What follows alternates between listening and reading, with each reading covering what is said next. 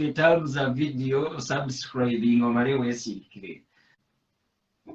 Njagala omukazi. Ng'alya waabwe naye ng'asula wange. Ng'alya waabwe? Ng'alya waabwe naye ng'asula wange. Kikyotegeeza.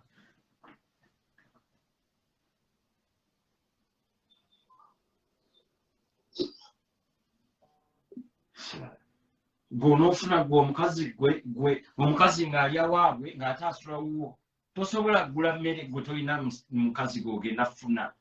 Era gyegyo emyaka 17 gy'omaze mu buwulu.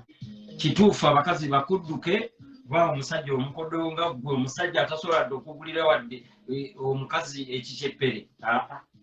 Kituufu obeere mu buwulu myaka 17 munnange nno okyeyongerayo emyaka 17 mitono nnyo. Wandiba ng'ogenda kufa ng'olironive. Kati omukazi ali ewaabwe ng'ate asula wuwo n'omugjawa ku guno omulembe. Alwere? Ate no munnange abasajja nno muyinza nno okulooza nti omusajja ono tali sirias naye ali sirias. Yesebo. Nze sinoonya.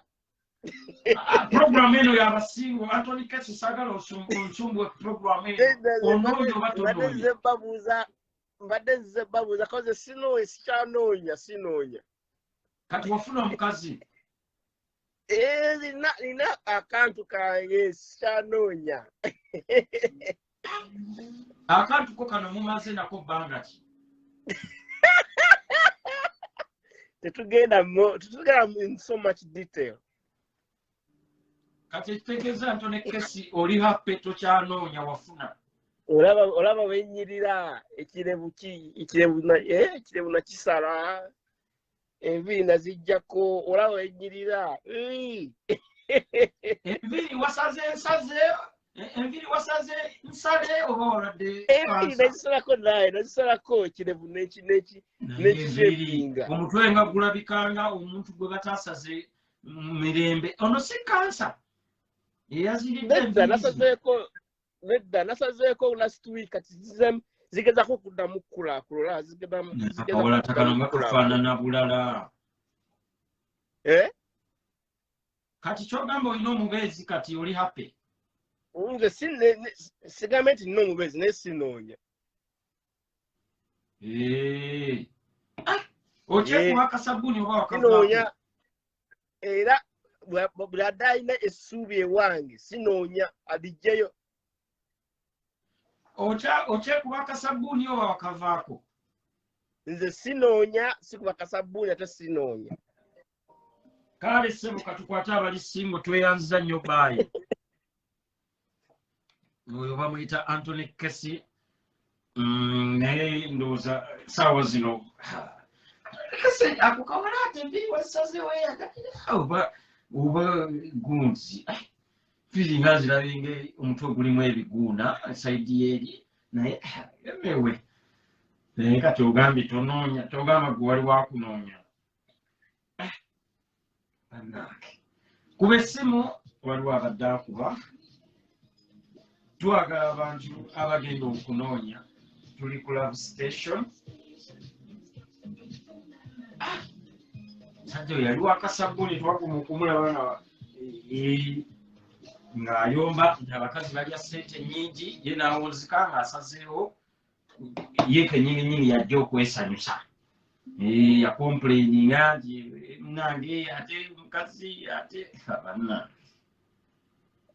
Abakasabbuuni association namwe tubatumiddeko tebaagala kusipendinga tebaagala twala abakazi out bo basalawo beekube obusabbuuni beesanyuse. Baleko boss. Kale so nawe Gerald. Kale blood. Wale tuweereza Richie. Kyakabi nnyo my blood webale siima. Amen. Yese bunyonya tuwulire. Noonya omukyala. Pozi amanya gange nze omana. Bakuyita ani ssebo? Omana. Omana ani?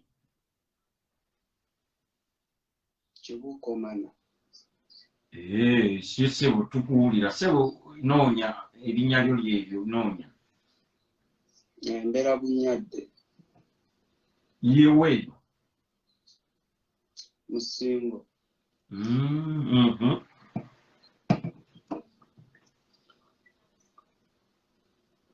Omukazi gwe nnoonya njagala omukyala muwanvu.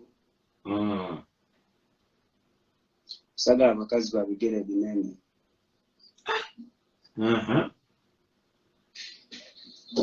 Njagala omukazi nga mweru, sagala mukazi muddugavu. Mpulira. Njagala omukazi nga asobola okukola. Okukola ki? Okukola emirimu nze nnunda njiibwa. Njagala omukazi nga asobola ozzirabirira kuba nze mwezi gy'akasente kange. Yes, sebo omana mpulira.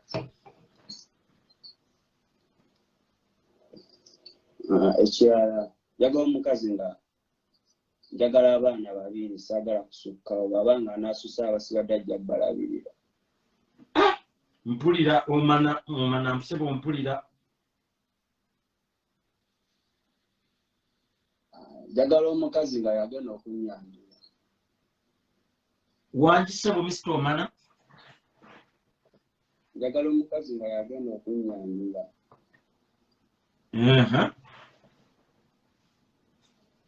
Ate bw'anoba asasulira obudde bwange bw'amaze nga muliisa, musuza, mulabira buli kimu.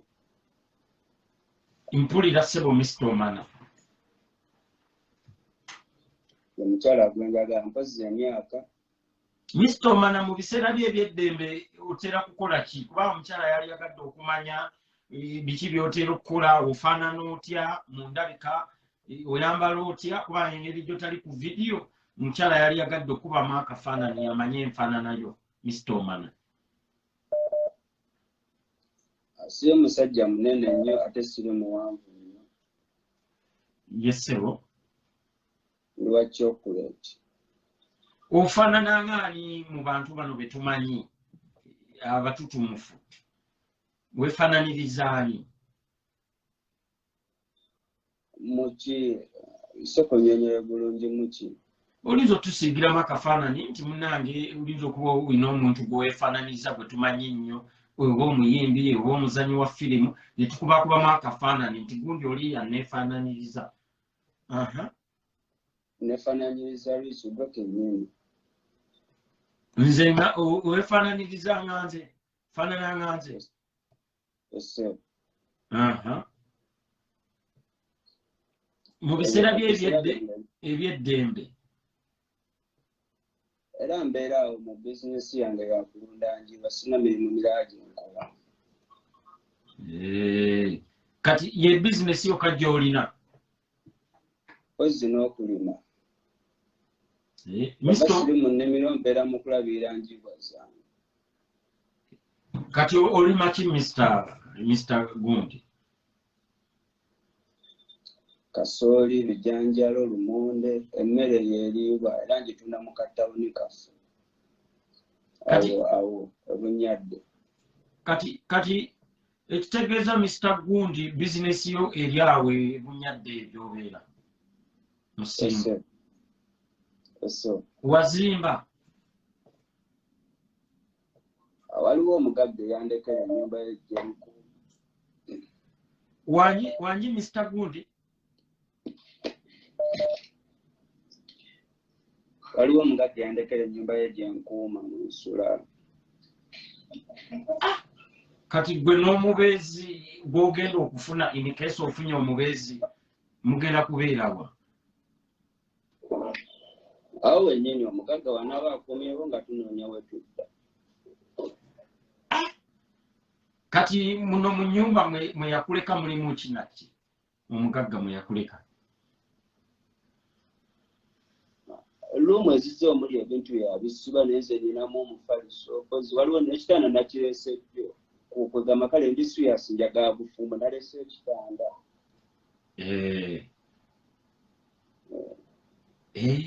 Kati omugagga yakuwako ekisenge kimu. ese Okay. Kati onoonya omukazi obeere naye.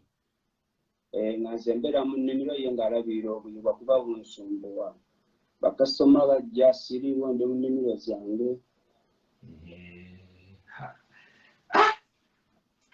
Kati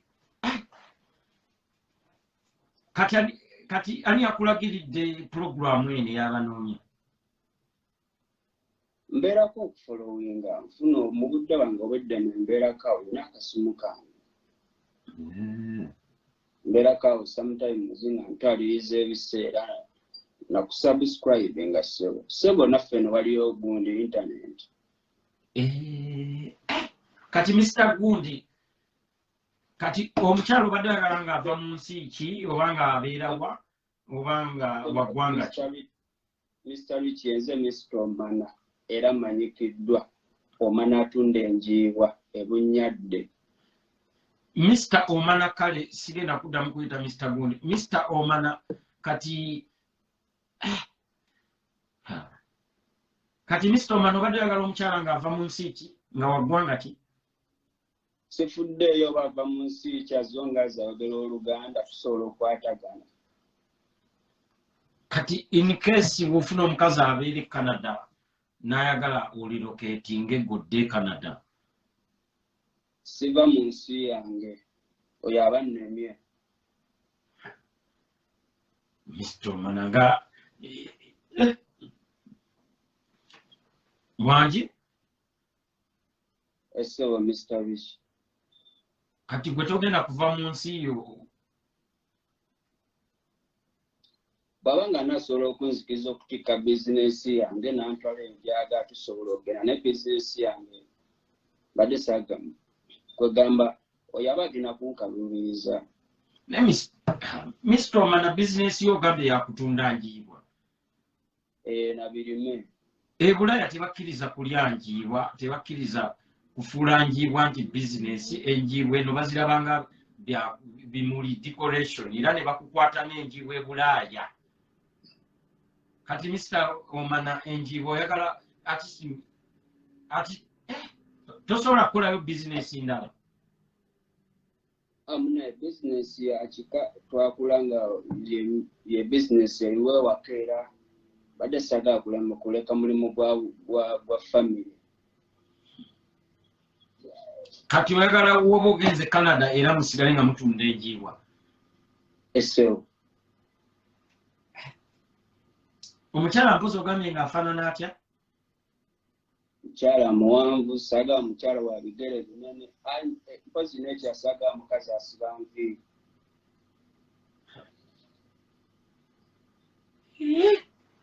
Mpulira. Omukazi waaba asiba enviiri mpozi ng'ajja kwessaamu ssente naye ssente sizirina kuba nange sizisiba.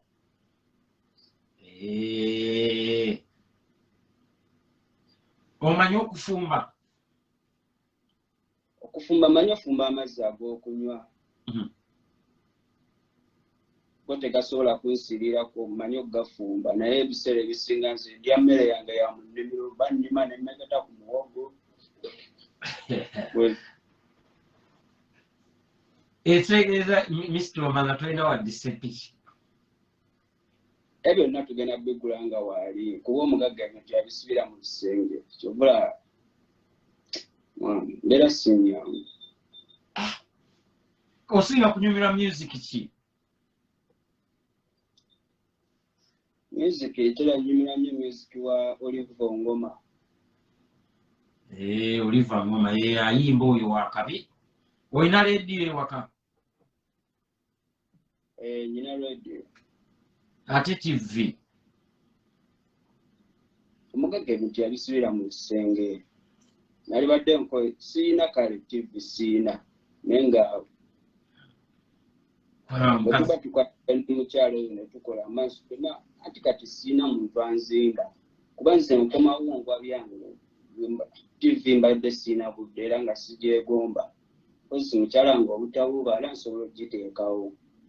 Kitegeeza Mr. Omana onoonya omukazi agenda okuzimba. Ese kati ona yasooka kiki ekyaliwo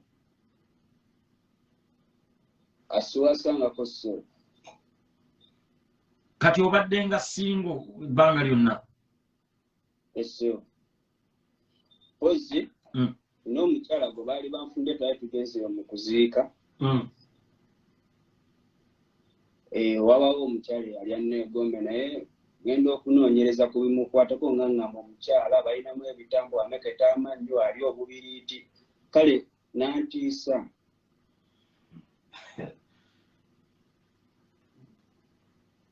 saasobola kgenda naye mu maaso nekiteereyo omukazi yali asoose kati ekitegeeza tulabangako kugamba tewegattangako seegattangako oyambala otya Mr. Omana abantu bali yagadde okumanya omukyala yaligadde okumanya nyambala yeeri etya era nga bwe nyamba omanye ennyambala y'omu byalo nyambala mpale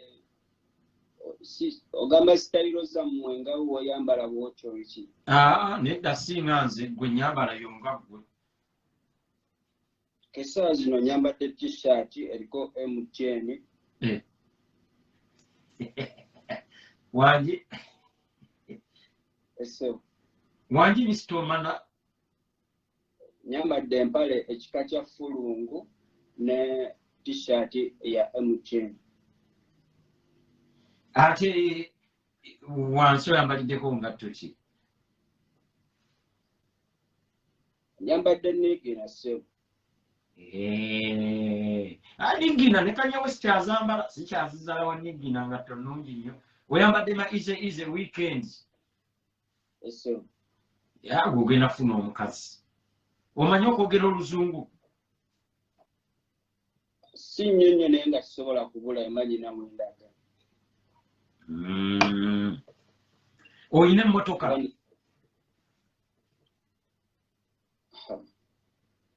moroka engeri gyeri nti yatta kitange moroka eyo nazikyayira ddala kuba ate era si yali yagigula abula yali avaako era mu katawuni asala moroka n'emukuba kati moroka n'enzikyawo era seegombangako moroka bulamu bwange sijagalira ddala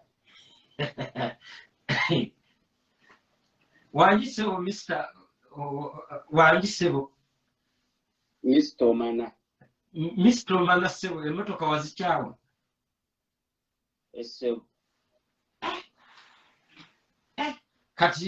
kati mugenda kukozesanga transport kini kesi mwagala ogendako mu kibuga mukazi akugambye mugendeko mu kibuga ekibuga kiri wano wennyini tawuni yaffe ate ekibuga kyekirala sina wala gyenyeza muntu mpozi yaba nga mutambuze aba nnemye naye nze wetuba nga tuvudde mu nnimiro kunaabako ogendako mu tawuni eggula amafuta bintu ebityo komowa n'amasanyalaze tolina enkesi nga amasanyalaze gagenze naye ng'ate amasanyalaze era nze mulimu omugaga yanterayo balubu emu ne mulimu weekuba nga sirina ssente zigula balubu ndala mba nkozesa ettaala kati olina pasipooti gana kozi pasipooti kyeki egundi ndagamuntu ngiina ngamba pasipooti eno gye balinyisa ennyonyi n'owaayo n'olinya ennyonyi n'otambula nedda so naye ndoto omukazi ajja kuzina kati Mr. Omana kati sigalako tovaako osanga tuyinza okufuna omukazi akwagala kwendise okay naye wano abadde akuba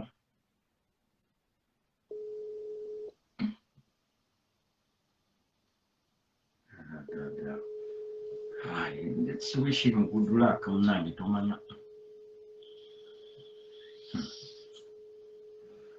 musajja bwati bwanoonyeza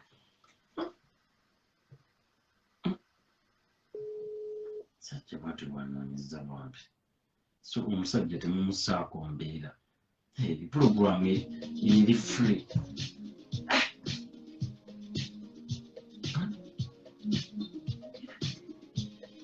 Jeff Jaffa alisoko onkoleko Jeff Jaffa alisebo okubanja. Mr. Jeff kapepalo kango kalina sebo. Anko Salabedi sebo kapepalo kalina gattakawo tubenga tukimaliriza. Nenga temwerabira abelanda nitugenda mu mixtape ya DJ Shady je tugenda mixtape ya DJ Shady then abe California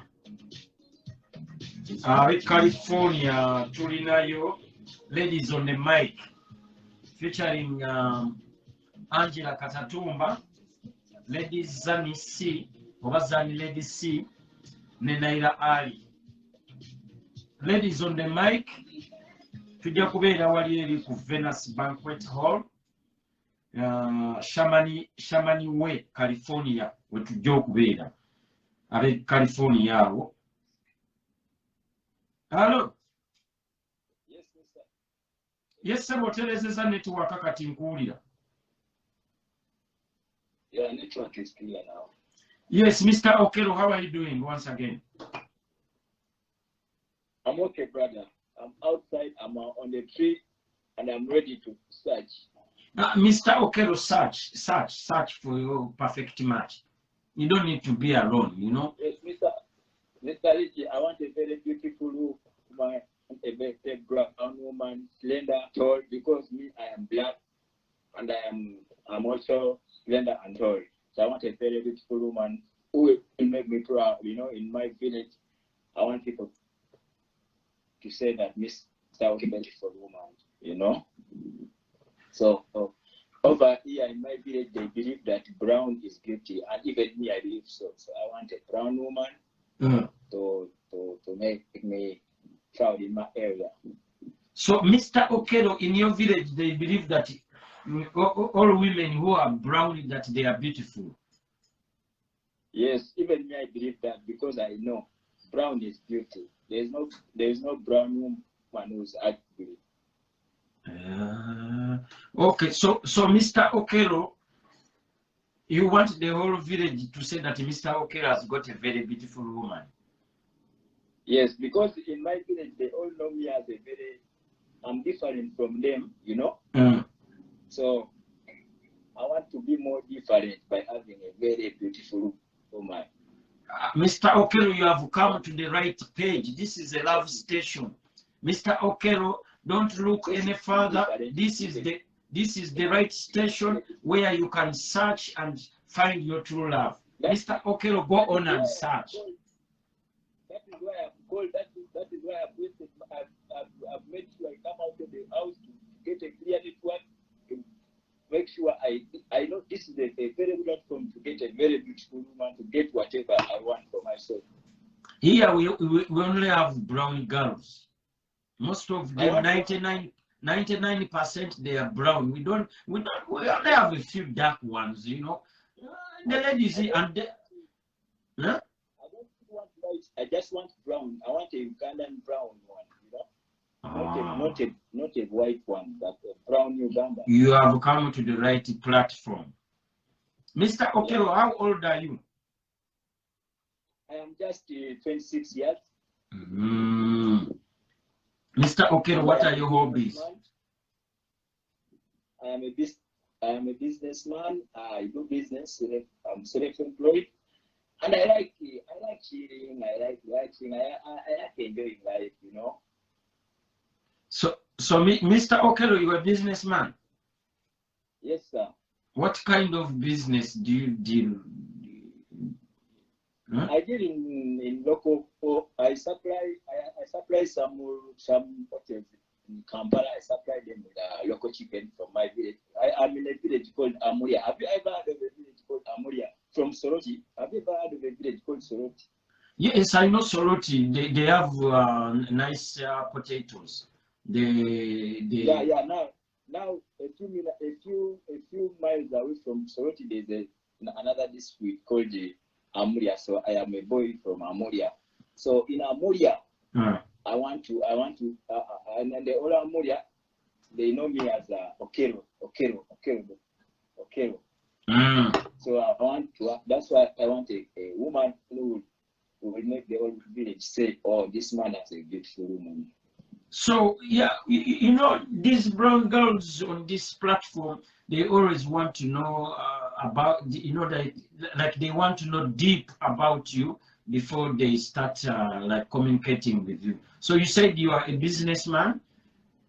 Yes, I'm a businessman. And you supply chicken in the hotels in Uganda? In Kampala, yes, I supply chicken in Kampala. In some motels in Kampala, you know, there's a restaurant called Maktano. I give them chicken. There's Shakazulu. I give them chicken. There's and some motel that's come in. Oh, so functional. I get functional. There's functional ceremonies that go on in Kampala. They always call me. They want chicken. I tell them what amount they want, and I send them chicken. That's what I do. So I just want a woman who I chill with, because with work I work. You understand? And is the business booming? Huh? Is the business booming? Business is moving okay. I have no problem with business. Business is okay because it pays me daily. You understand? Like on the daily basis, I have within me. Okay, so Mr. Okero, what are your hobbies apart from rearing chicken? Huh? I don't rear. You know, I don't rear. I rear a few for home use, but me as a businessman, I buy from villagers.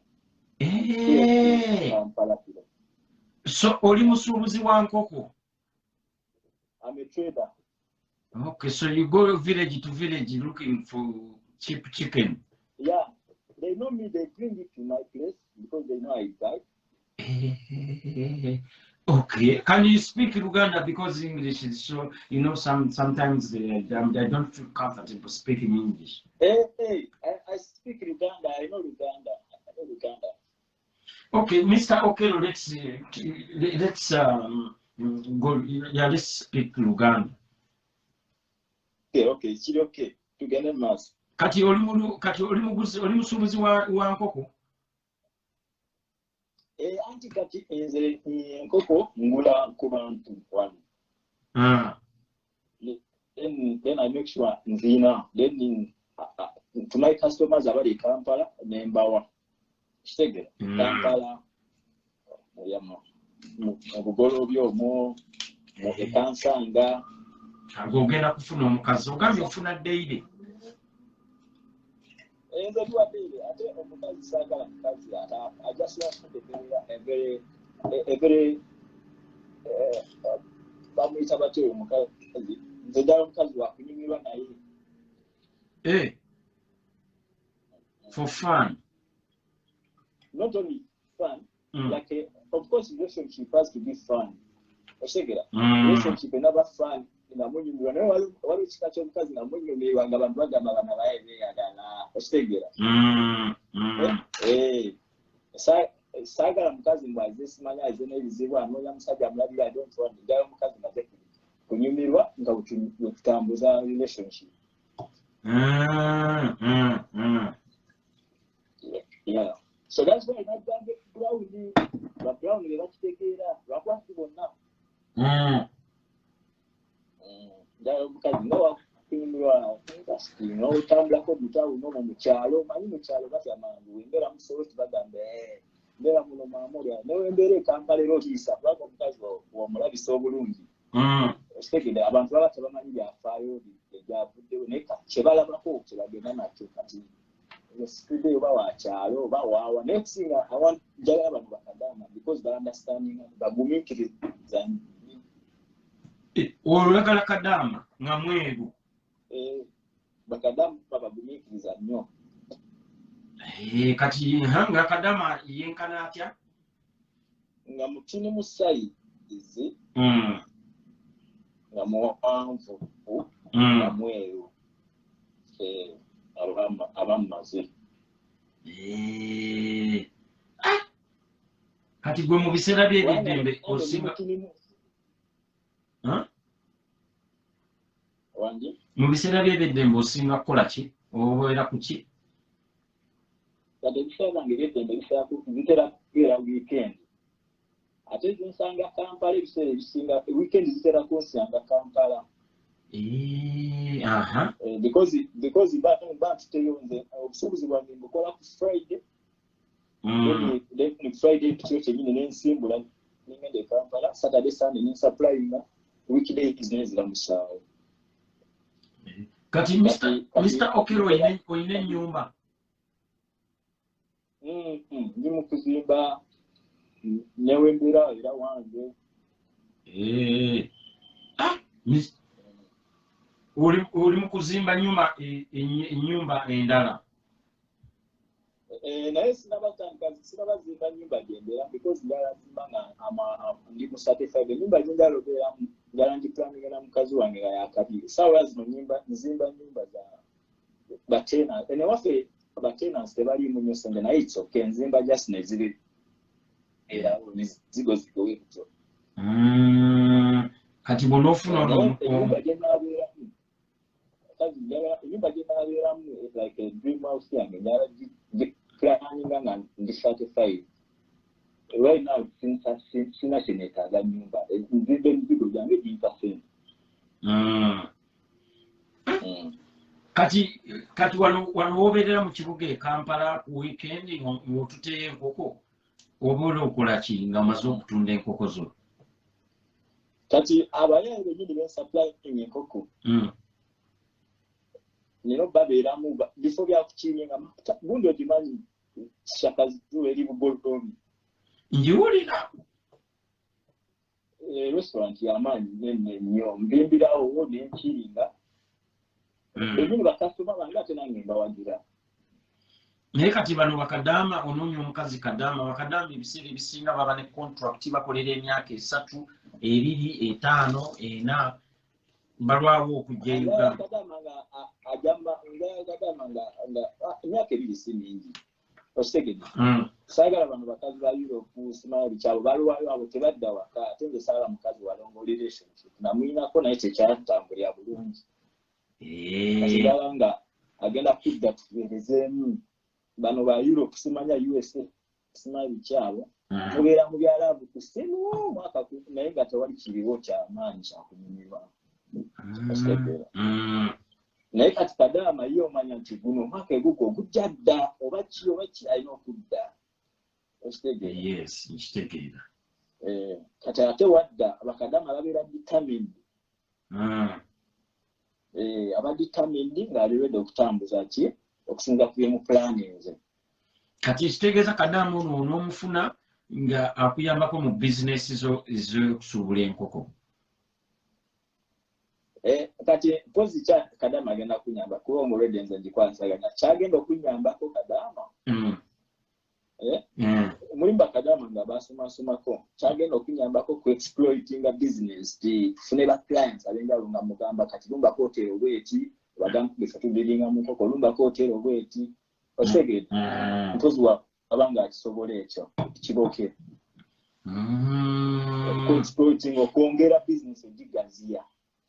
Kati olina passport in case kadaama omufunye n'agamba soko jjeko Saudi Arabia ondabeko olina passport? Passport kati kadaama kati ate nze mbasi olaba olunaku olw'embansi nga nfiirwa okuyingiza nze nyingiza buli nnaku I supply chicken ku daily basis. Kati togenda kuvaawo kugenda kukulaba ku kadaama omaludde. Anti kati ate kadaama yalina okudda kyekiki kye nagambye nsaagala bano bakazi ba Europe simanyi ki ddala agenda okujja. Obeera ofiirwa budda mu by'okutambula. Banfiirwa nze nyingiza ku daily basis. Naye tosobola kusacrificinga abantu ababeera mu laavu basacrificinga.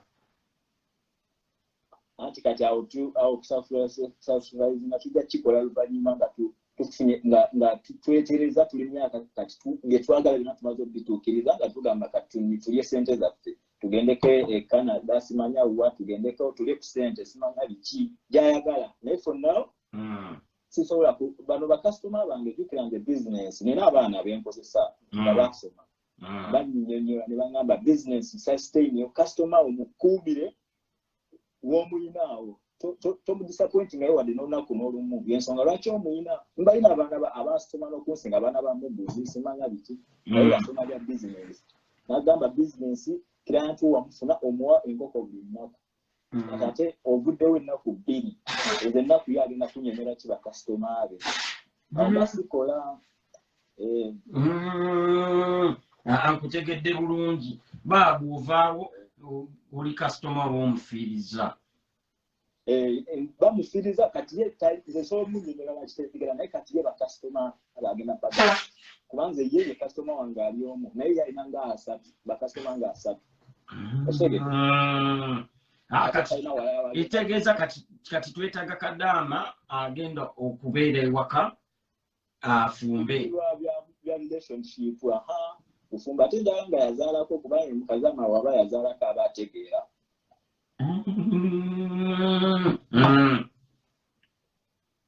njala kadaama nga naye omwana we nawabwomu abeere mwana wange nange ninaye abaana bange mbeere nabo bameka boolina kadaama yali agadde okumanya nze ninaye abaana 3 ku myaka 25 nina si 25 na 28 kati ku myaka 28 olina abaana 3 kadaama weetaaga kadaama yazaalako newabeera n'abaana 2 kisoke omu okusinga omu kyagala ate nnyo bangi kubanga abangi abana attachment nyingi ne taata waabo abajja kuntawaanya naye omu ebiseera ebisinga kiba kyanguwa so oli honest nze nkwagadde oli honest ndabira ddala ogenda kufuna omukazi kubanga oli honest business yo gitubuulidde kati gwe nfaananayo ofaanana otya kubanga engeri gyotali ku video ufaanana otya se so tekako video naye nze ndi muddugavu tekako video ne musajja muteeso tekako video kubanga oli serious bakadama bakulabeko kadama bajja anti wangade efulume ku muti kati nyingi wammanda bate kati ati bwonna oddayo ati mu nnyumba nti bajja kuba ati sikulaba wangade efulume n'enfuluma ndoze emiti ogiraba netwaka emikandabe gezaako tulabe naye wali wadde ogezaako ddayo sokoddemu oyingira otekeko ettaala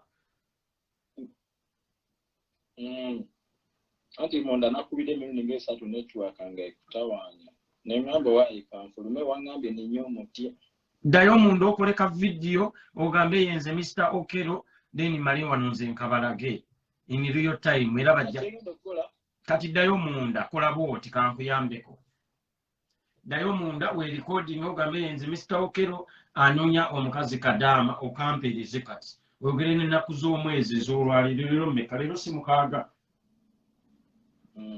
bajja kumanya nti ebintu oli serious vaako oyambale esaati ennungi okoleka vidiyo wano nkabalage mbagambe Mr. Okero wuuno kuba already weeyogeddeko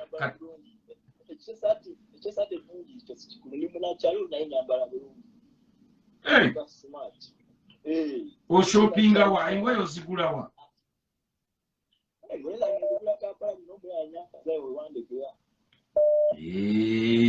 kati Mr. Okero sokoddeyo okolaka vidiyo ako okampeereza engeri netwaka gitalimu omala oddemu okomewo okube okay boss hello Richie. Wanji dear ogamba otya? I am so disappointed in Mr. Okero. Ate how? Mr. Okero yandese n'omukyalo n'abaana yazze ku Facebook kunoonya. Wanji nyabo? Mr. Okero n'andeka mukyalo n'ajja ku Facebook kunoonya. Ono Mr. Okero musajja wo? Iye. Mumaze naye ebbanga ki? Ono yennyini Okero w'omulabyeko? Esipola byeko omumayi. Mumaze naye ebbanga ki? Wangi. Mr. Okelo ono abadde anoonya kati right now omusajja wo. Ye Mr. Okelo. Era ze maama wo w'abaana abasatu. Kati omaze naye ebbanga ki? Hello. Omaze naye ebbanga ki Mr. Okelo ono? Mr. Okelo. Maze naye ebbanga ddene bw'ontuuka omuzaaliramu abaana abasatu. Ngenda kumubuuza agambye agenze tukolera vidiyo akomewo. Yeye ddala kennyini okikakasa yeye oba mistake Okelo bangi. Nedda ssebo. Kati bwe yabadde agenda yakugambye eki? So yangambye ali mu kutwala nkoko.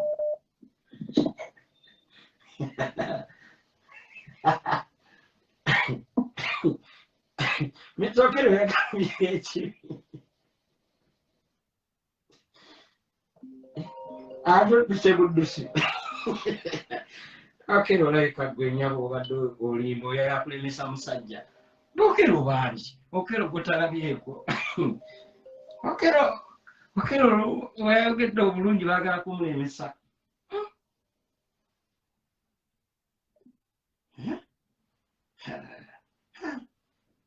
Musubidde.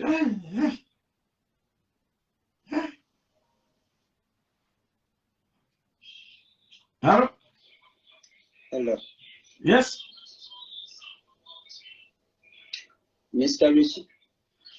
Saawa zino nga tubadde tukyali kukunoonya tewanoonyeza ggwe. Wabadde ongambye nti mbeereko ngenda kufuna omukyala gwaŋŋambye naye Gira olindamuko ati omukyala tebannakuba. Gwaŋŋambye muliizi simulaba. Ate munaani gwolooza babeeraawo olooza nze ntunda bamalaaya mbu babeeraawo oba abakazi babeera wano. Omukazi eno pulogulaamu buli omu akuba. Ate tonkooya gwe tojja funa gwe mukazi. Alo? Alo? Alo, kendezaako ku ssimu esayizi eri. Muno nafuna ono alina ebbugumu munamugambye abeereko bagambye nze nina abakazi wano babeera wano mu gundi kwata oli musiru. Alooza mbu abakazi tubeera nabo balibeeraawo bannange bwetwabatirawo pulogulaamu y'Abanoonya twazza musango. Mr. Okelo atusuubiza ka vidiyo talabika. Ono agambye hello bro gyebaleko noonya mukazi ampasa nga ali Bulaaya. Ono anoonya mukazi amuwasa nga ali Bulaaya. Kuba essimu munnange obeebuulirire bakuwulire.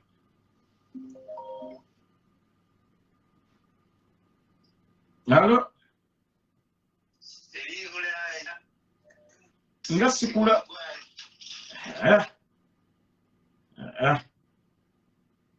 Alo? Wanjiddiya. Nze sikunoonya naye njagala kuwa bujulizi. Wanji guwa obujulizi tuwulire. Njagala gamba bantu tebangwamu maanyi ku life ofunirawo ddala abantu abaddala. Wabeerawo abasaaga abamala obudde naye munnange oba oyina ate banoonya bubi bbo. Olina okufuna ennamba z'abantu nga 6 n'oyogera bonna nabo n'olondako. Kituufu babuulirire wamma. Naye tokuwirana n'asoose okwogera naawe waayogedde obulungi. Ayinza okwogera obulungi naye nga mubbi oba nga talina by'ayagala. N'ababbi n'abasaaga bonna babaako. Of course waliwo abasaaga batambuza vidiyo n'ababeera serious. Waliwo abasaaga abatamuza vidiyo, waliwo abali serious, waliwo ababijereekerera. Naye ng'obwasinga obwogere buli bannange ate nga oyoonoonya omuntu naye kizibu nnyo okufuna omuntu. Naye nze nafunako omuntu era nze mpa bujulizi. Webali munnange kati muli mutya? Omuntu yagenda e Uganda n'akyala nafuna empapula kati ndi mu US ndi North Carolina. Byalinga byakusaaga wano. Byalinga byakusaaga wano ku real life era najja nenoonya nenfunako abantu nga 7 naye nga bali 6 abasigadde bamala budde. Munnange ne Bananzo byalinga byakusaaga. Bananzo n'afuna omukazi kati yawasizza. Iye ofunako omuntu lwako abantu babisaagiramu abamu era kuliko abazanyi obuzanyi kuliko abali serious kuliko abatamanyi kye baagala naye oguma bugumi n'onoonya gwotofa ku bantu byeboogera kubanga ofuna omuntu si kyangu. I know ate in this time of era abantu kati beenoonyeza online tebalina budde. Mu church abantu bali busy tewali nagamba ogenda ku bbaala buli omu ayagala kugula byakunywa kwegamba okusaba omusajja wakubula naye wano ofunawo omuntu. Bw'obeera kati mu bbaala kizibu ofunirayo omusajja. Abantu tebaagala kugulira abantu byakunywa buli omu ayagala kugula kakunywa ke n'atuula wali. Abantu babiteekamu omuzannyo naye omusajja yagenda n'akyala n'andeeta n'anteramu wano ku real life wano. Bannange we bali kubeera nga kwegamba wate waliwo neggayi gwemmanyi omulala baali bamuyita Baba oba Baba omujjukirayo mwanoonyezanga. Baba naye yafuna omukazi oli Baba ow'e Canada. Yatereera munaye kati abeera eyo ne mukazi we era mukazi we yamugamba n'omugamba tadda wano. Era kyabasookako obwo obudde okunoonya ng'abantu batusekerera. Kyetwasookawo okunoonya. Abantu balooza bya muzannyo. Lwakuba munange abantu tebawa bujulizi naye singa bakomawo ne bagamba waaye nafuna omuntu wange wuuno abalala ne baddamu amaanyi. Abalala batera okunyigayo. Waliwo abajja ne basiima mu inbox ne banyigayo awo ogw'ataano ogw'ekikumi. Nengamba omuntu akuwadde omukazi n'ompa buwi gw'ataano liri nkuwadde omukazi. Era nze lwakuba sinnatereera naye nange bwe naatereera nja kusubscribinga nja kugula t-shirt sinza bikola byonna naye obudde buno neetereza bwetereza naye we binaatereera nange nja kusiima momentary value. Naye kati ono omusajja kati muli happy embeera watandise ogimanyireyo mu Amerika? Nze ndi very happy sejjusa ku bantu kunsekerera ndi very happy sirina kyensaba kwejjusa na kimu. Kati omusajja emmere agigula omulimu tonnafuna? Omulimu sinabatandika kuba ntandika next month nafuna green card emyaka 10. Emmere bagigula omusajja ndabirira mpa ssente enkalu. Buli kimu sirina kyensaba kumuwaayiriza ate namusiima. Byatandika nga byakusaaga wano nga mwogerezeganya? Byatandika nga byakusaaga ate ng'otya abantu nga bagamba it will end in premium tiers. Bayongerako n'aka premium kati. Bagamba nga batya abantu? It will end in premium tiers. Ekitegeeza watyanga bambi? Natyamu ne ngamba bannange naye omanyi natwala ennamba z'abantu 7 nenjogera era ku abantu 7 kwe nalonda omu. Wayogera nabo bonna omulundi gumu? Bonna nayogera nabo naye ndaba ali serious alina byenjagala. Waliwo omusajja agenda naye ng'anoonya mukazi agenda kukola ye okukola nja kukola naye tekibeerawo muno nze sente ze nnina okukola zirina okwongera ku nedda nange nti mukazi njagala omuntu andabirira naye bwe mba nkozi nezange sizze nzisirikira. Kati omusajja ono kyakutwalira ebbanga ki okujja okukulabako? omanye Richie munange omuntu bw'aba nga akwagadde abasajja bo bw'aba abamanyi myezi 6 yalinnya ennyonyi n'ajja n'andaba gye nali mbeera mwaka gumu kitundu n'akyala tugenda kwezi 2 gundi yange neeyitamu kubanga yanfayiringirawo nga tanajja nakunda kubanga yali asiimye nga nange musiimi. That's nice. Tewabeera disappointed mu nsonga z'omubuliri oba buli kimu? Richie, waliwo olaba nange kiraka nyina bye nyina ebitatuukiridde naye era bwe kaba Richie olaba omukwano tegumala kuliko ebyongererwako like kuliko ebigenderako tosagala muno mwe mweyagale mutuulaawo musanyuke tekisoboka. Era singa twali twegala bwe agati nga talina ffe tusanga tebyandiko nange ndi awo osanga nina byembulamu naye n'abigumira naye bw'aba alina kyabulamu nsobola kikumira buntu butini kamu bubiri.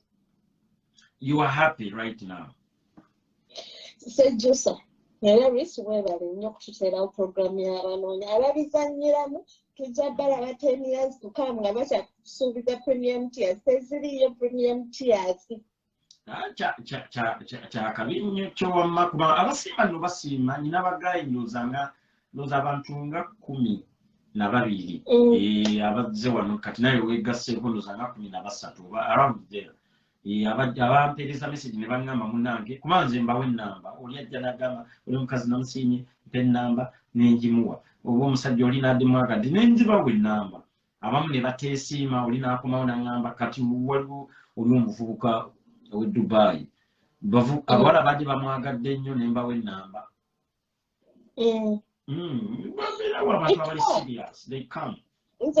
Nze just mbadde njagala kuzzaamu bantu maanyi gwe tofaayo kwabaga abakusekerera oba biki kati omanye abantu badde ano ne bawoza waliwo awandiise musimanyi olwafuna iye kati mwatugamba nga tuve ekyaddondo twetege naye tezinzijidde kati waliwo abajjira mu barefu era mukyali awo munjogerako nange musiimeeko naye Richie weebale nnyo. Abalala kabajje banoonye nze sinoonya nava ku mudaala nali ndibidde ku lujja. Bannange kale twanza nnyo baayi. Mwali mwagala agire mu barefugee nkazi wuyo yatambulira kawe mubeera nno ng'ebyokusaaga wano ng'olowooza ati eno puroguramu ekyasinze okubeera ey'amaanyi ku Facebook. Tumala abantu bamu bafuna lwakuba twali twagiwamuko ka break abalala ne babeera mu muzanyo batambuza vidiyo ne batambuza kasavu kamyama. Hello?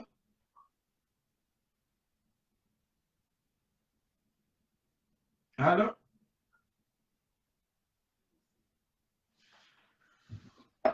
Wanji Sebo? Yes, Sebo nange Sebo nkulamusizza. Sebo? Bali n'oyamu ku mukyala anandeekamu. Wanji Sebo? Ye gwani? Nze Alex. Yes, Alex Noonya. Kati mbali n'oyewuja. Afaana jazz n'oyindi. Wanji Sebo Alex? Mulamu mbanga bya jazz nga bafaana wanyini nange. Onoonya omukyala ng'afaanana Lydia Jasmine? Sebo. Yeah, yo bakati kasira ayo batayi sofu mukwalira nga bwali. Mukyala afaanana Lydia Jasmine nga Black Beauty alina ebbina alina ekiwata alina ebbeere n'eriiso ng'erya Lydia Jasmine. Oyo baba wali ayogere tubeewo. Kati gwe Sebo osinzidde wa?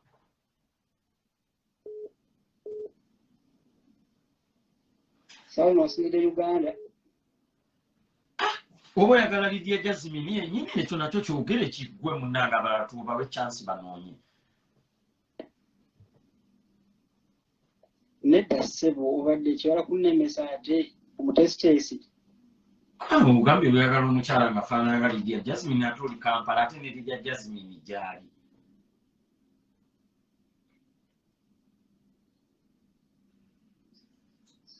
Oyina ssente ssebo okola mulimu ki?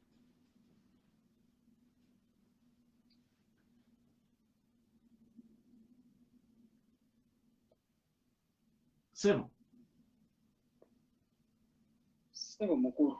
Okola mulimu ki?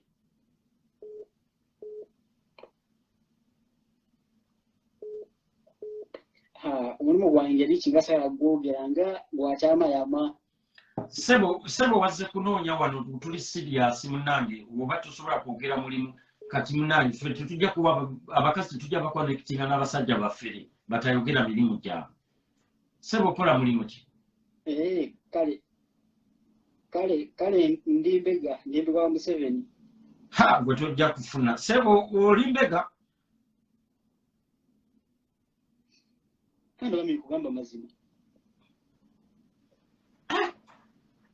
Nemba mbega muba ne ssente ojja kumufuna kati mbega ssebo mbega oba tukufunire ddala Lydia Jasmine gweobeera naye kuba abambega muba ne ssente. Nedda ssebo Jasmine ate nga simanyi waabeera nte si gwe njagala. Oyagala amwefaananiriza. Oyo bw'atyo. Kati gwe ssebo mbega wa Museveni mu biseera bye eby'eddembe okola ki? Mbeerako wake of course kujja kumanyiriza kubega ati. Wangi? Okujja kumanyiriza ku mirimu gyange gy'okubega naye ate mbeera waka wensiba wembeera paka.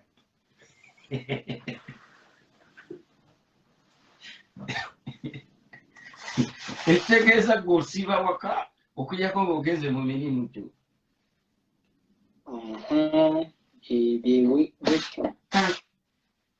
Kati gwe mbega ssebo oyambala otya? Mukyala yali yagadde okumanya engeri gy'oyambalamu. Munaye ziri mwambazi nze siba masuuti lwe bantambudde. Nabawo wano mu comments abakyala abakwagadde bagambye ono mbega mu mutu we bakooye okubeera awo nga bali bokka bagambye mbega tumwagadde. Kati mbega ofaanana otya? Osobola otunyonyolamu engeri gy'ofaananamu? Engeri gy'oli mbega tetujja kusaba kujja ku vidiyo kubanga kyetugamba nti ndi muwanvu sayizi ye kati nyame nga sayizi yange kale gwe okusibako obuwanvu katono.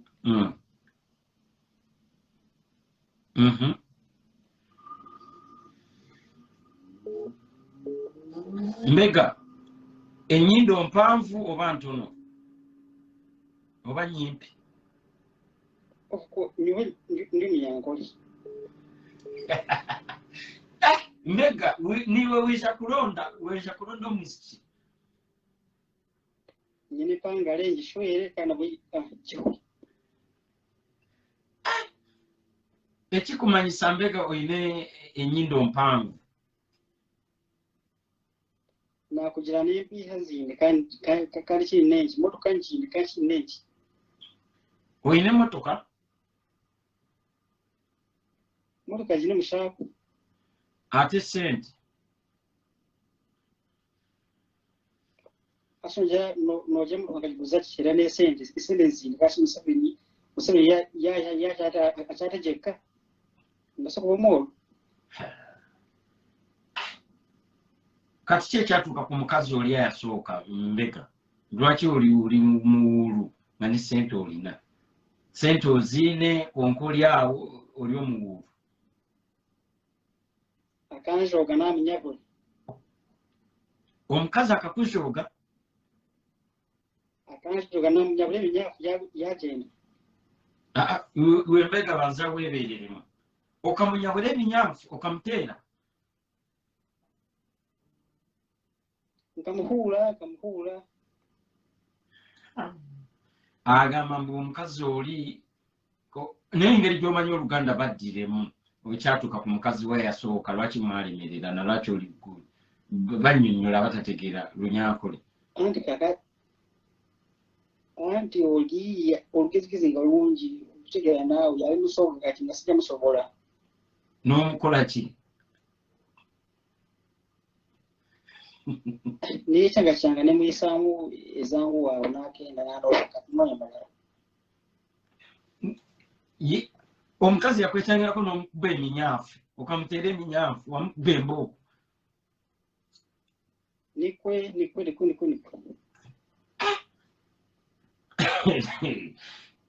kati omukazi alinga jazimini gwonoonya bw'aneeyisa obubi naye noza kumuteera eminyaafu kuluno kwendi kuluno ngenda bya naye paka kasooke tukwate wano beerako sigalako alo